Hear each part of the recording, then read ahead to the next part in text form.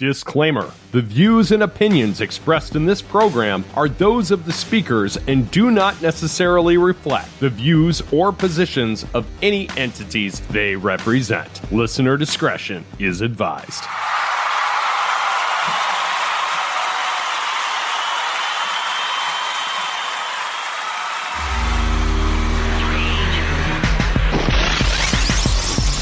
A professional fighter since 2014, Colorado native JJ Aldrich has already crafted a storied legacy in the octagon with an equally impressive personal backstory about overcoming adversity, propelling herself as a known figure in UFC's Flyweight division. She trains with our friends in Elevation Fight Team at High Altitude Martial Arts in Aurora, Colorado, and makes her next appearance with the UFC August 26, 2023 in Singapore, her first time in Southeast Asia. She and I have been playing cat and mouse since March, so I am super excited to finally have JJ Aldrich on this episode of the show. Ladies and gentlemen, this is Caught on the Mic.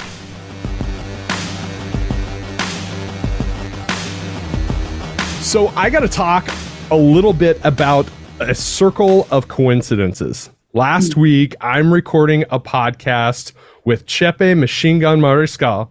I get done recording. I get on Instagram, and I have been texting back and forth with my next guest since I think March this last year, trying to figure out something that can work. And the first thing I see on Instagram is a picture of Claire Guthrie with a bloody nose and a bloody mouth.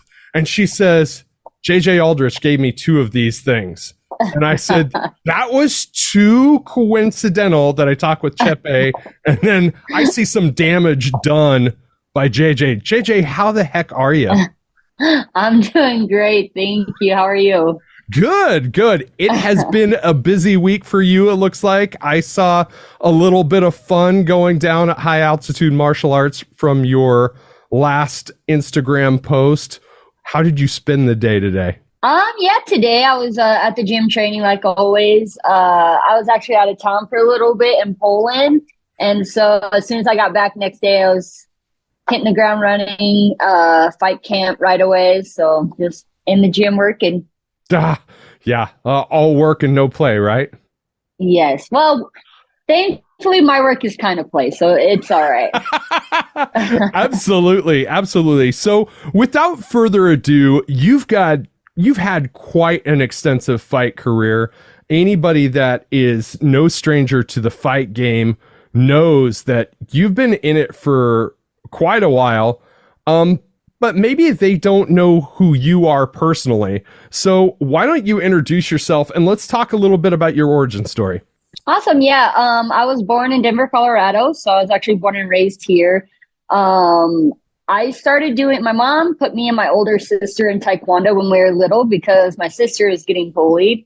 So she enrolled us at a recreation center. And I fell in love with it right away. I just loved feeling like a ninja. It was just fun. So I never really I don't know, as a kid, you're never really thinking can this take me? But yeah, I just enjoyed doing it. I did tournaments all the time. And then I started doing a little bit of jujitsu and the karate tournaments I was doing, not good jujitsu, but I was trying it. And then another Taekwondo school, I did a lot of kids classes, so I taught a lot of kids. And another Taekwondo school is having issues, they needed help teaching their kids. And they asked me if I would go and help. So I went there and helped them with their kids class. And right after their Taekwondo program, they had an MMA class. And so they're like, hey, we could trade off. You can come help teach us. You can stay for our MMA program. I was like, sure, sounds fun. So I started doing that and training, and then they asked me if I would do a Muay Thai fight. I was like, yes. I had no idea how to box at all, just kick. So my first 3 Muay Thai fights were all just me doing spinning back kicks and spinning back fists, and it was a mess. But I did a few of those, and then they called me on a 3-day notice, and they're like, hey, you want to go to Wyoming and do an MMA fight? And at the time, I was only 17, and you're not allowed to fight in Colorado until you're 18. So I was like, yeah, sure. So we drove, it was like a 2 hour drive. And we drove to Wyoming, and I had my first MMA fight, and I fell in love with it and just been fighting since then. I was 17, I'm 30 now, so a long That's time. that's amazing. Because you had your black belt in Taekwondo by the time you were 13, right? I think I was 13 or 14. Yeah. That's I mean, amazing. a black belt in Taekwondo, I don't feel like is the same as like in Jiu-Jitsu, Right, but right, yeah, for sure. I started when I was young for sure. For sure. Did your sister stick with it at all? She got all the way to the belt right before her black belt. And then she was a little bit older than me. So I don't like, she was going through her teenage years as we started, and it was not for her. Oh my gosh, that is so funny. Both of my kids are in Taekwondo right now, right? So I've got a son that's Awesome. 14 and I've got a daughter that's 16. My 14-year-old son started before my daughter and he's all in. He absolutely loves it. My 16-year-old daughter absolutely hates it. She's a musician. She'd rather be doing music. But the thing is, she's so naturally good at it, it almost pisses her off because she's always getting golds at tournaments and like, you know, and she's lanky, so she can manage distance really good and fire off a couple of kicks while her opponent's still just reacting. So That's awesome. when I hear about siblings doing martial arts together, it always piques my interest a little bit because I always think back to how my own kids react to martial arts. And I always think like, even if you don't like it, I feel like all kids should at least know how to do it. Yes. Yes. There's so much discipline involved with it that you don't get from the real world without that structure, for sure. Yeah, definitely. With the amount of time that you've been training MMA and in martial arts in general, you've lived in Denver pretty much the whole time. What's it been like for you when somebody comes to Colorado from out of state? I have to know, is there an adjustment period for people that aren't used to the elevation as far as how they perform in the gym? Yeah, it's hard to say, like, because I have lived here my whole life. I've only ever trained here. So there obviously has to be something. But I also don't know how much of it's in their head, because they're told how much it's going to suck and how hard it's going to be from day one. So they get here and it's like, not only is it a new gym, new environment and stuff like that, but then you're like, oh no, it's altitude. I'm going to gas so hard. So there is definitely it's an element for sure. But I think some people maybe make it more of a thing. I know some people leave Colorado for like a week and come back and go, oh, I got to get adjusted to the elevation. I'm like, no, dude, you train here all the time. You're fine. You're not going to lose it in a week. So, who are some of your favorite people to train with on a daily basis? Oh, I love all my teammates. I've honestly been so blessed with like having great teammates my whole career. Claire, Kat, Carson, just everybody on the team I just adore. They're great people to be around and really good training partners. But like we have a good team as far as, there's not girls are girls, so there's always gonna be, you know what I mean? Yeah. But no, everyone's really great and we communicate really well if there is a problem. So I love training with all of them technically and just as people. Yeah. Yeah, that's something that I point out anytime I have somebody from the team on my show, is just the culture that you feel in that room. And with this specific group of people, it's unlike anywhere else. It is sincerely like a family. Have you experienced another gym outside of, Elevation Fight Team that maybe hasn't been as collaborative? No, actually, Elevation's like my first major gym I've been a part of. So before I was training at a jiu-jitsu gym, and it wasn't really a fight gym. We had fighters, but it was like me and Rose, and like, so we had really top level fighters, but it wasn't really a fight gym. So Sure. Elevation's like the first fight gym I've been a part of, and I think I'm pretty lucky because I've heard like horror stories of other girls come in and be like, oh my gosh, this school's so cliquey. And just, I mean, not even the girl part, just other gyms that are just, doesn't sound fun. So, but I think our gym, the higher up people like Corey and stuff like that, they do a really good job of setting the example. and then everyone just kind of follows suit behind that. It's hard to have a big personality or be an a-hole if the people at the very top aren't acting like that. Yeah, absolutely. It was almost exactly a year ago this last week that I stopped in to High Altitude and I got to watch sparring for an afternoon. True story. There was only two people that I didn't meet that were there that day, and it was you and Lauren Murphy. It was her last day. It was her last day of camp right before the Miesha Tate fight, and I told her that when I had her on the podcast. I was like, damn it. But everything just happened so fast. And I've talked about it endlessly on this show, is I had neck pain when I left because I was whipping my head around so much because it was a who's who of Bellator, of the UFC, of all the major fight organizations, and a lot of up-and-comers.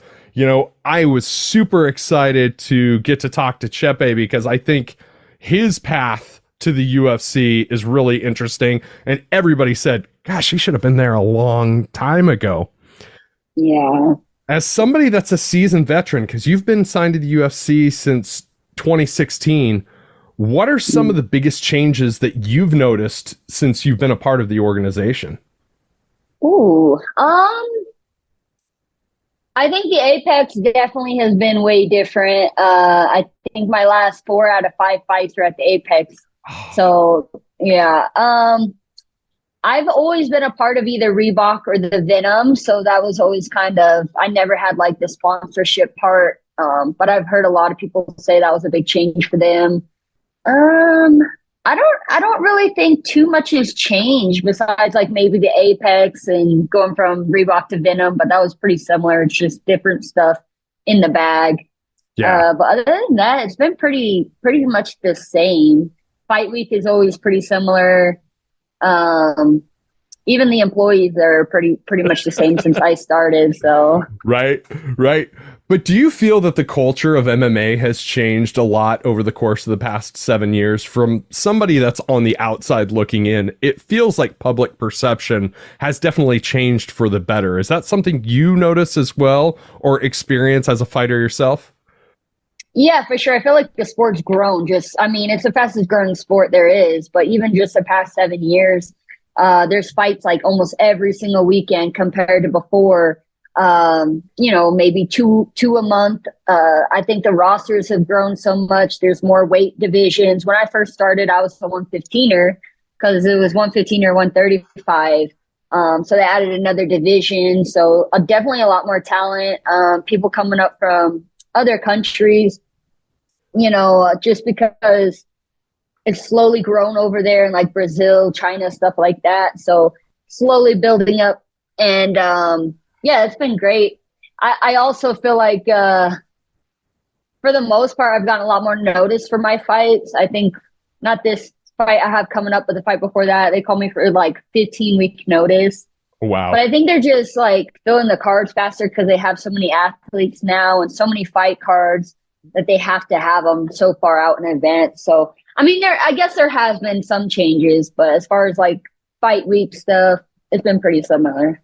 You mentioned the Apex a few moments ago, and I've often wondered when things were going to start moving away from the Apex and it was going to go back to being a touring promotion again. Because I live in Lincoln, Nebraska, and I kid you not, we had a fight slated, like, I think it was April 20th of 2020, and what happened. Yeah. Yes. And in a roundabout way, with as much as the sport is growing and as much as the organization is going, you would hope that it would get back on the road. What's the difference for you in fighting at the Apex versus fighting in front of a crowd? I'm definitely thankful that I've had both the experiences, the big arena, I've been on a pay-per-view, like stuff like that. But it's also been cool to have like a more intimate environment with your coaches, stuff like that. So I'm definitely thankful to have both. I guess the Apex isn't as big of I don't want to say problem, but as more as like, I just hate Vegas. Like, I'm over Las Vegas. It's hot. There's like your fight week. It's not like you're out partying, like it's not the prettiest city in my opinion. So I guess it's just more Vegas. I'm over Las Vegas, and going there. Like part of fighting for me has always been the fun of going on adventures and traveling the world, doing what you love. So I don't love going to Las Vegas. I think maybe I'm out of line here, but I think speaking to part of that is the fact that you're closer to 31 now than you are 21. So Yeah. you have different sense of life experiences and things that you appreciate now than what you probably did when you were a little bit younger. Speaking of that, what are some things that you do to unplug yourself from the fight game outside of it? Yeah, I definitely try to stay off my phone a lot. That's probably why I suck at returning people's text messages. I procrastinate so bad with that. But yeah, I try to stay off my phone a lot and just either watch a TV show or movies, or I'll read books. Just hang out with my family. Yeah. I think it's important to have a good balance of life and fight life. Especially when you have the longer fight camps. But the shorter fight camp I'm excited for, because just hit the ground running, hit it hard. Yes. For a short amount of time and ready to go. Yes. So you said you just got back from Poland. Let's talk about what you did there and what was the purpose of you going over there? Yeah, so a company hit me up through a friend of mine who fights also, and they asked me if I would go and do it's like a military tour. So we went to Poland. We flew from Denver to Germany to Poland, and we visited, I believe, 8 bases in Poland. Oh, wow. And the Army bases. And we just hung out with the Army guys, and we ate lunch with them, did like meet and greets and autographs. And it was MMA, so it was 2 MMA fighters, 2 professional volleyball players, and 2 soccer players. So we would play volleyball, show them some MMA stuff, play soccer all day, and then it was pretty cool. Like, as much as they enjoyed learning our stuff, I think it was cool for them to show us their jobs. And like, we got to see the tanks, the guns, like all that kind of stuff. So it was a really cool experience being around the soldiers and also being around different professional athletes. Like, I'm always surrounded by fighters.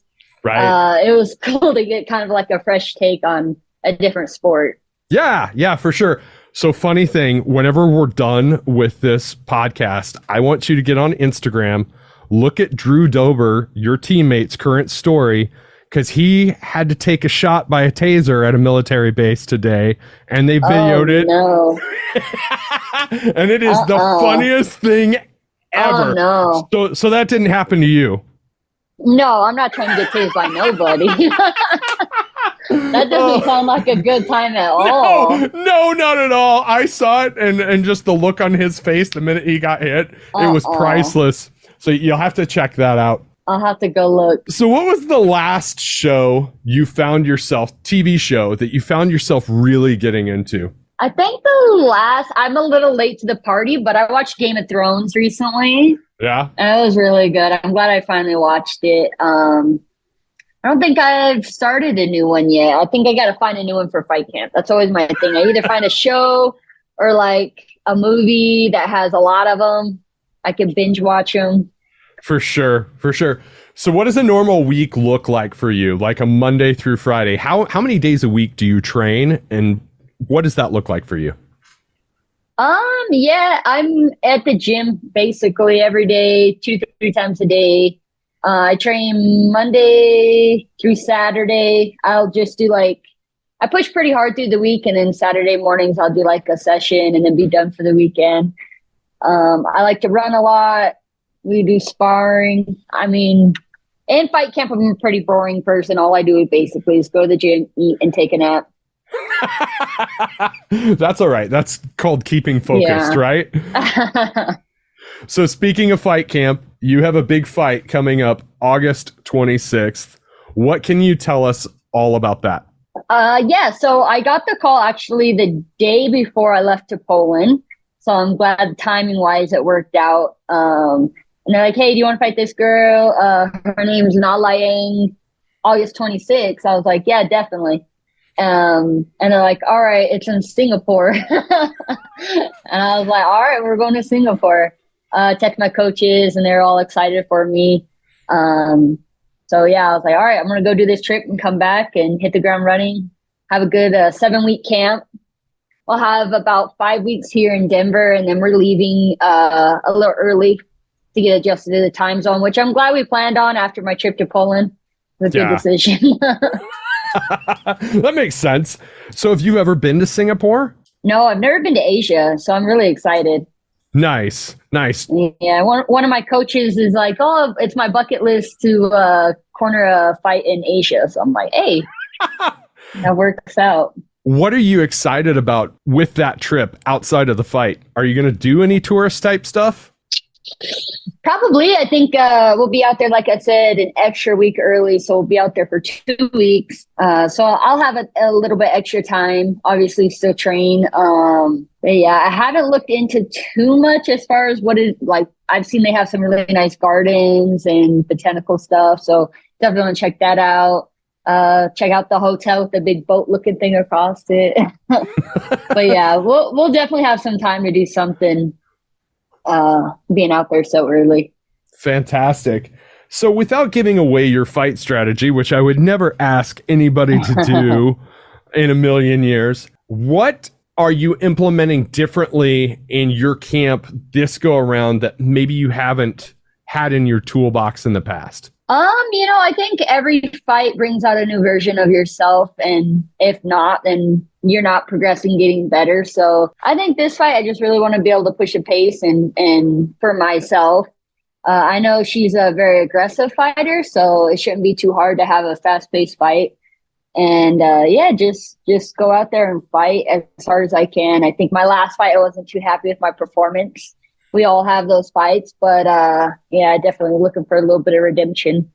As a fan, I got to say, you can't have a good comeback story without those moments where maybe it didn't go your way that time, but it makes for a better story the next time it does, right? For sure. And, we're fighters and we have to overcome obstacles. Sometimes we throw obstacles in our own way, unfortunately. But yeah, I think I'm really excited for this fight. Like I said, it's not in Las Vegas. And it's a shorter camp. There's just everything about the fight as far as like, I wasn't sure if I was going to be able to go that trip to Poland because they originally called me to fight on July 29th. Oh, wow. And I wouldn't have been able to go on my trip because I would have been in fight camp. So everything worked out perfect. And I'm really excited about this. So what's some advice you would give to a young girl that's just starting training right now, like a teenage girl, like let's say my 16-year-old daughter, and she did want to pursue MMA? What are some things that you would advise her on? It's funny. I kind of got asked a similar question when I was talking to the troops, but they asked what would I tell my younger self. Yeah, that's perfect. I think I would just tell them like it's not going to be easy, but it'll be worth it. If it's something that you're really passionate about and you want to do, of course it's not going to be easy, but it's very, very gratifying. Yes. So how do you challenge yourself to be a better version of yourself? That's a good question. I think just in the gym day to day, you can't look at the overall picture. There's always goals, big goals that you want to set for yourself. But I really think just focusing on the day to day and making sure each day you're progressing on something. You don't ever want to be stagnant. Yes. And what are some fights outside of your own that you're looking forward to in the future? Oh, Gaethje's fight, of course, the BMF title, Corey's fight. I think all my teammates' fights, really. It's easy to be excited for fights when, like, you're in the gym. You're not a part of the camps, but you're there with them, you know what I mean? So anytime one of my teammates are fighting, that's the fight I'm excited for. Rose has a big fight coming up. So, yeah, I'm just excited. We're all going to get some badass wins, and I love it's that. going to be good. I love that. And that kind of lends to exactly what I have said about your gym, your team, all of you guys. It is that family community that is so unique to that place that really makes me excited anytime any one of you show up on a fight card, for sure. Yeah, it's exciting. Good people. We all keep each other in check, so it's good. So my wrap-up question is pretty complex, but it's pretty simple. I always get people saying, why do you ask fighters this question? And I say, because they answer it better than anybody else. So my question for you is, given the state of everything in the world right now, you know, how people coexist socially, how we treat each other, what is your advice for making the world a better place tomorrow than what it is today? I just think be kinder to each other. I think everyone's always, thinking about themselves or just so quick to get angry at every little thing. I think we all just need to be a little bit more understanding of people's situation and just be kinder. I love it. I love it. I think this has been worth the wait. I'm a fan, and I hope we can do this again in the future. Definitely. After my win in Singapore. Yes! Yes! Yes! JJ Aldrich, the world is a better place with you in it. Thanks for doing the show today. Thank you so much for having me on. Once again, I want to thank my friend JJ for doing the show today. Make sure you tune in to UFC Fight Night on August 26, 2023. Give her a follow on Instagram or wherever you can find her on social media. Make sure you follow High Altitude Martial Arts and Elevation Fight Team as well. And if you're being generous with the follows, make sure you follow Caught on the Mic on all social media platforms. I am the most active on Instagram out of all of them, but I can be found on Threads, Facebook, TikTok, wherever. You can also visit me at www.caughtonthemic.com for all past episodes and future news. This has been Caught on the Mic with Michael Clark. I'm Michael Clark. Until next time, thank you.